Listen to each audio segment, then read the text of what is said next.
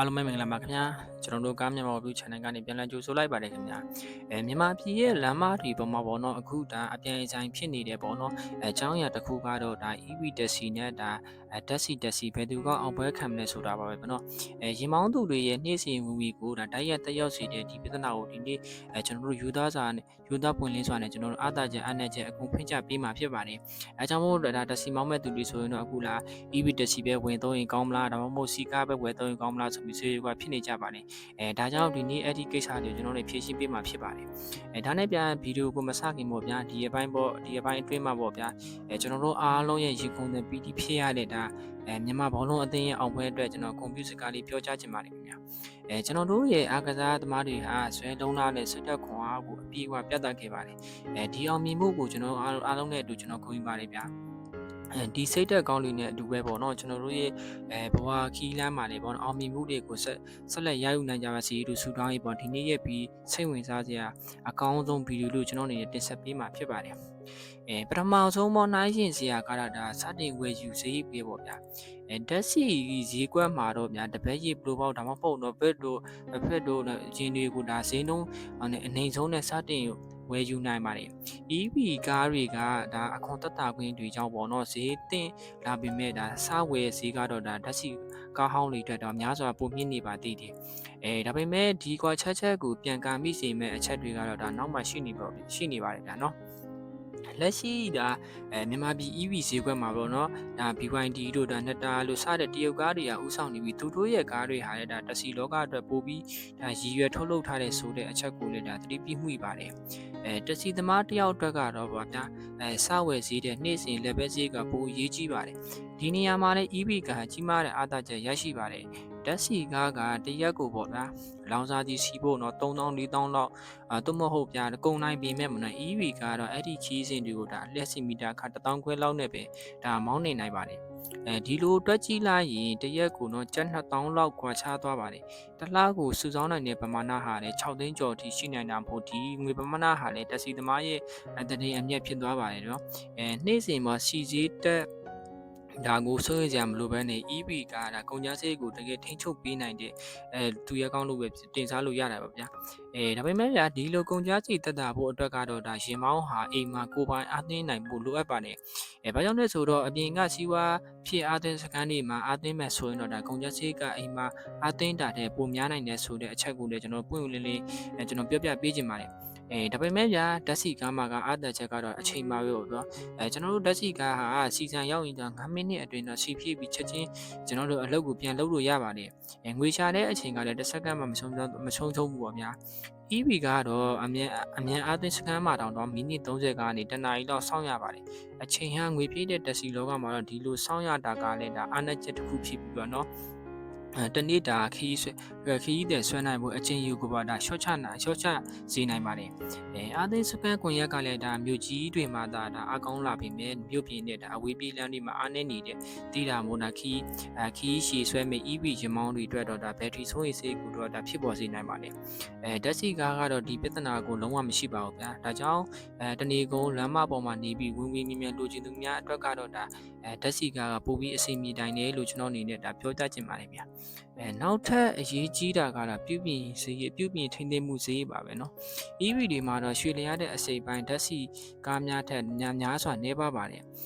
ဓာတ်ဆီကားတွေရောက်တာ CE တို့အင်ဂျင်ပိုင်းနေပုံမှန်လဲပြရလို့ဖက်တာလို့တခြားအကြောင်းအရာတွေပေါ့ဗျာ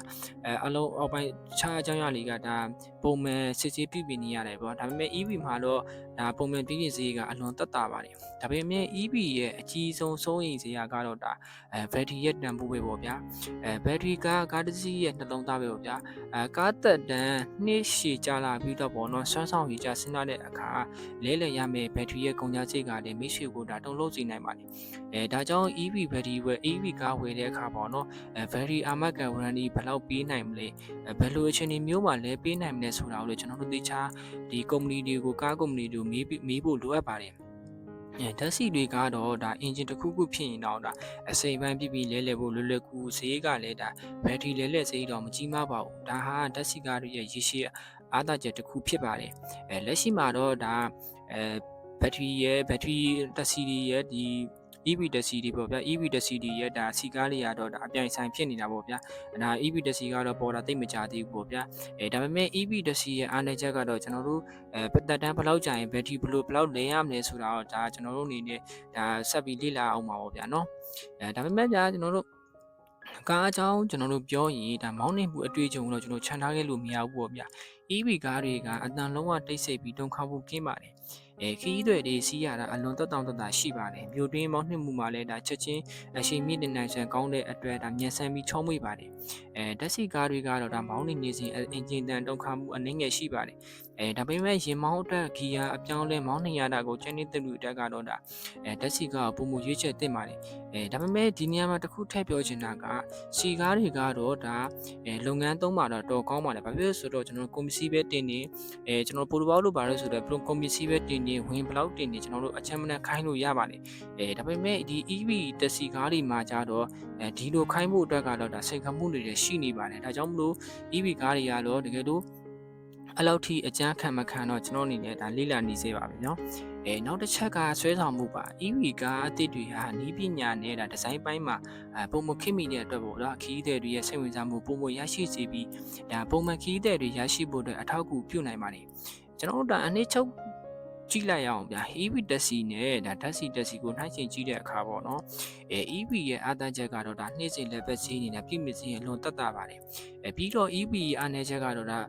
စားဝယ်ခြင်းမြင်မာခြင်းနဲ့ဒါအားသွင်းခြင်းဆောင်းရခြင်းနဲ့ဒါဘက်ထရီလက်အခါကြီးမားခြင်းဖြစ်ပါတယ်ပြီးတော့ဓာတ်စီကဤအားသာချက်ကတော့ဒါစတင်ဝယ်စီတုံတက်တာခြင်းနဲ့စီပြေးဖို့အချိန်မကုန်ခြင်းနဲ့ပြုပြင်ရလွယ်ကူခြင်းဖြစ်ပါတယ်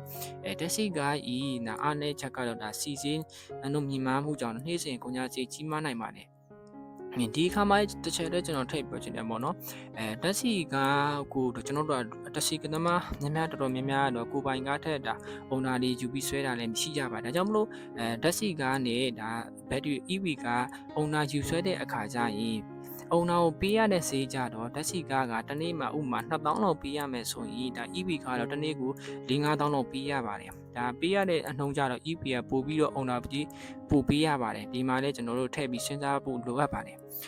ကျွန်တော်တို့ရဲ့အမြင်ကတော့ဒါမြို့တင်းမှာနှင်းစီပုံမှန်မောင်းနေပြီးညဘက်အသိန်းဖို့အခြေအနေပေါ်အတွက်ပေါ်တော့ EV ကဒါရေရှည်မှာအမြင့်ဆုံးပိုရစီပြီးဒါအချိန်ကိုအဓိကထားပြီးအဝေးပြေးခီးပြီးဆွဲမဲ့သူအတွက်ကတော့ဒါဓာတ်ဆီကားကဒါလက်ရှိအခြေအနေမှာပိုပြီးအဆင်ပြေနေဦးမှာဖြစ်ပါတယ်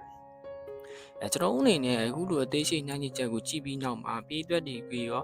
တစီလုပ်ငန်းအတွက်ပေါ့နော်ဘေကားကိုဒါပိုရွေးချယ်ခြင်းပါတယ်လေပေါ့ဗျာကွန်မန့်မှာလည်းကျွန်တော်ရေးခဲ့ပေးပါအောင်မြဘေကားပိုပြီးကောင်းတယ်ပေါ့နော်လက်ရှိစီးနေတဲ့ EV ကားဆရာလေးတွေကျွန်တော်ကွန်မန့်မှာဒီဗီဒီယိုကြည့်ရဆိုရင်ကွန်မန့်မှာရေးခဲ့ပေးပါအောင်မြအသက်ချက်အနယ်ချက်တွေကိုလည်းဒီဘိုကမိတ်ဆွေတွေပေါ့နော်အသုံးဝင်နေဆိုရင်တော့ like and share subscribe လုပ်ဖို့မမေ့ပါနဲ့ဗျာအောက်ကကွန်မန့်မှာလည်းဒါမိတ်ဆွေရဲ့အမြင်တွေကိုလည်းမျှဝေခဲ့ပါအောင်ဗျာအားလုံးကျေးဇူးတင်ပါတယ်